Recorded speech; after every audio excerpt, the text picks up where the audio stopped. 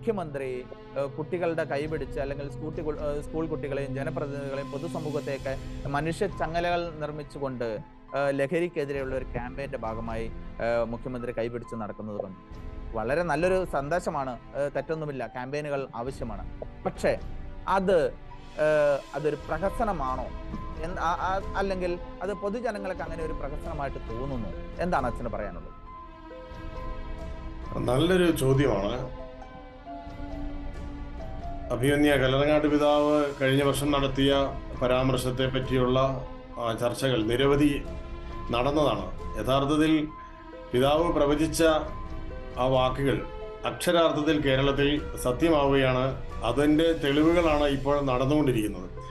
അന്ന് പിതാവിനെതിരെ സംസാരിച്ച ഭരണകൂടം, അല്ലെങ്കിൽ പിതാവിനെതിരെ പിതാവ് പറഞ്ഞത് വസ്തുതാ വിരുദ്ധമാണ് എന്ന് സ്ഥാപിക്കാൻ പരിശ്രമിച്ച ഭരണകൂടമാണ് ഇന്ന് മനുഷ്യ ചങ്ങല തീർത്ത്, മനുഷ്യ മതിൽ തീർത്ത് ഈ ഒരു അവസ്ഥക്കെതിരെ ഒരു പ്രതിബോധം ഉണർത്താൻ പരിശ്രമിച്ചത്. ഞാനും TV-യിലൂടെ ഇന്നലത്തെ മനുഷ്യ ചങ്ങല കാണുകയുണ്ടായി. സത്യത്തിൽ അത് കണ്ടു കഴിഞ്ഞപ്പോൾ വലിയ ഒരു വൈരുദ്ധ്യം തോന്നി. ഞാനത് എങ്ങനെയാണ് പറയേണ്ടതെന്ന് എനിക്ക് മനസ്സിലാകുന്നില്ല. കാരണം കുട്ടികൾ കൈകോർത്ത് നിൽക്കുന്നു, എണ്ണമറ്റ കുട്ടികൾ കൈകോർത്ത് നിൽക്കുകയാണ്, മനുഷ്യ ചങ്ങല ഉണ്ടാക്കിയിരിക്കുകയാണ്. ഈ മനുഷ്യ ചങ്ങലയ്ക്ക് മുന്നിലൂടെ ജനപ്രതിനിധികളും ജനനായകരും സംസ്ഥാനം ഭരിക്കുന്ന വ്യക്തികളുമൊക്കെ കടന്നു പോവുകയാണ്.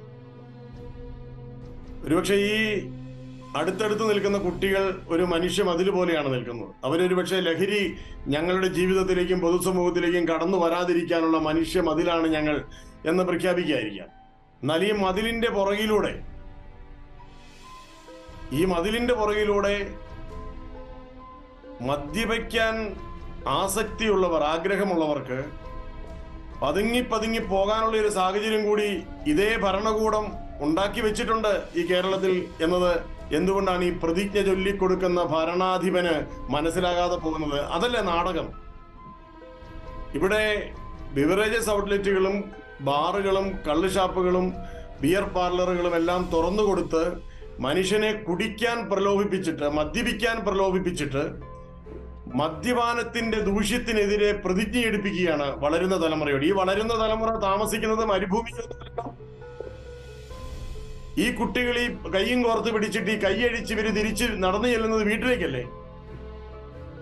അപ്പോൾ അവിടെ നാലുകാലിലാണ് ഇവരുടെ മാതാപിതാക്കളിൽ ചിലർ നിൽക്കുന്നത്, അച്ഛനമ്മമാരിൽ ചിലർ നിൽക്കുന്നത്, സഹോദരങ്ങളിൽ ചിലർ നിൽക്കുന്നതെങ്കിൽ ഈ കുട്ടികൾ കണ്ടുപഠിക്കുന്നത് എന്താണ്?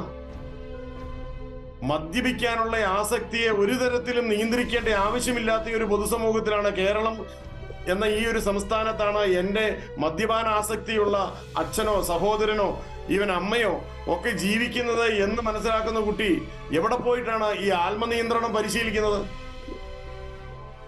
എവിടെ നിന്നാണ് ഈ മദ്യം ഉപയോഗിക്കരുത്, ലഹരി ഉപയോഗിക്കരുത് എന്ന് പഠിക്കേണ്ടത് എവിടെ പോയിട്ടാണ്? ഈ വിശക്കുന്ന പട്ടിയുടെ മുമ്പിലേക്ക് ഒരു എല്ലിട്ട് കൊടുത്തിട്ട് പകുതിയെ കടിക്കാവൂ എന്ന് പറയുന്ന ഒരു വിഡ്ഢിത്തമുണ്ടല്ലോ.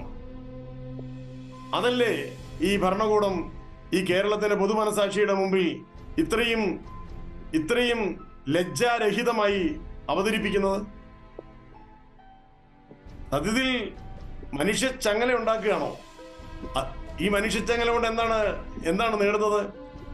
അതിനേക്കാൾ കൂടുതൽ ഞാൻ മുമ്പ് സൂചിപ്പിച്ചതുപോലെ 2021 കൂടുതൽ 2022 എത്തിയപ്പോഴേക്കും 95 കോടി കൂടി അധികമായ 624 കോടിയിലേക്ക് മദ്യത്തിന്റെ ഉപഭോഗം വർദ്ധിച്ച ഒരു കേരളത്തിൽ അതിനുള്ള സാഹചര്യങ്ങൾ മുഴുവൻ ഒരുക്കി കൊടുത്ത സർക്കാർ തന്നെ ഈ മദ്യപിച്ചോളൂ എന്ന് പറഞ്ഞുകൊണ്ട് എല്ലാ മദ്യപാന ആസക്തിയുള്ളവർക്കും ബിവറേജസ് ഔട്ട്ലെറ്റിന്റെ വാതിലുകൾ തുറന്നു കൊടുത്തിട്ട് കൊച്ചുകുട്ടികളെ അതിന്റെ മുമ്പിൽ നിർത്തി മനുഷ്യച്ചങ്ങല ഉണ്ടാക്കിച്ചിട്ട് ഇവരെന്താണ് ചെയ്യുന്നത്? എല്ലാ ആസക്തികളുടെയും ദൗർബല്യങ്ങളുടെയും അടിമത്തത്തിന്റെ ചങ്ങലകളിൽ ഈ കുട്ടികളുടെ കുടുംബാംഗങ്ങളെ കൂട്ടിയിട്ടിട്ട് ഈ കുട്ടികൾ ചങ്ങല ഉണ്ടാക്കുന്നത് ആർക്കു വേണ്ടിയാണ്? സത്യത്തിൽ ഇവർ ഇന്നലെ ഉണ്ടാക്കിയ ചങ്ങല ഇവരുടെ മാതാപിതാക്കൾക്ക് ഈ ഗവൺമെന്റ് ഉണ്ടാക്കി കൊടുത്ത അടിമത്തത്തിന്റെ ചങ്ങലകളുടെ പ്രതീകമായിരുന്നു എന്നാണ് എനിക്ക് പറയാനുള്ളത്. ആക്ഷേപിക്കുകയാണ് കേരളത്തിന്റെ പൊതുസമൂഹത്തെ ഈ ഭരണകൂടം.